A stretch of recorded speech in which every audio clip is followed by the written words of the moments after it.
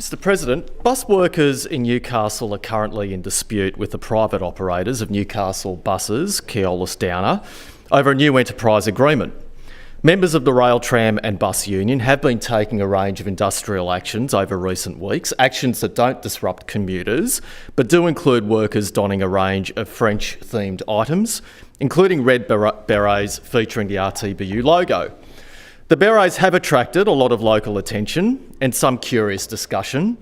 Were the berets a reference to the operator's French parent company Keolis, or perhaps a tribute to the French heritage of New South Wales Tram and Bus Secretary Divisional Secretary David Babineau? Either way, the actions highlighted the fact that a public service which was delivered by a public entity for many years was privatised by the former state government and is now in the hands of an overseas-based operation. The privatisation of Newcastle buses was opposed by the Labor Party at the time, and in government we have pledged to end the practice of selling off important public services.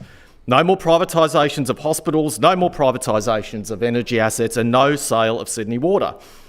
The former government tried to justify the privatisation of public assets by calling it asset recycling.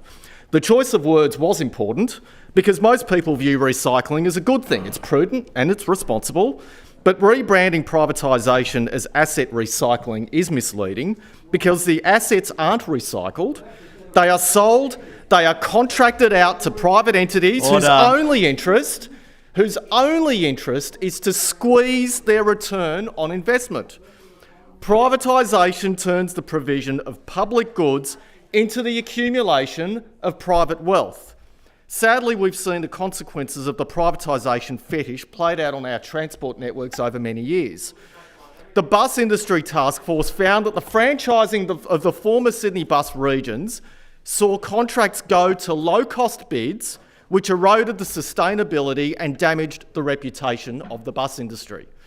One way the franchising experiment has backfired is through the failure of private operators to attract and retain bus drivers.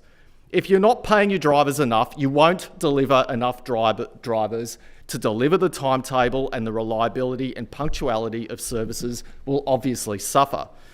Mr President, unwinding the mess in transport left behind by the previous government takes time, but significant progress has already been made, and I commend the Minister for Transport and the Minister for Regional Transport for the work that they are doing. But most importantly, the era of privatisation is over, and under this state government, it's not coming back. Thank you. Before I call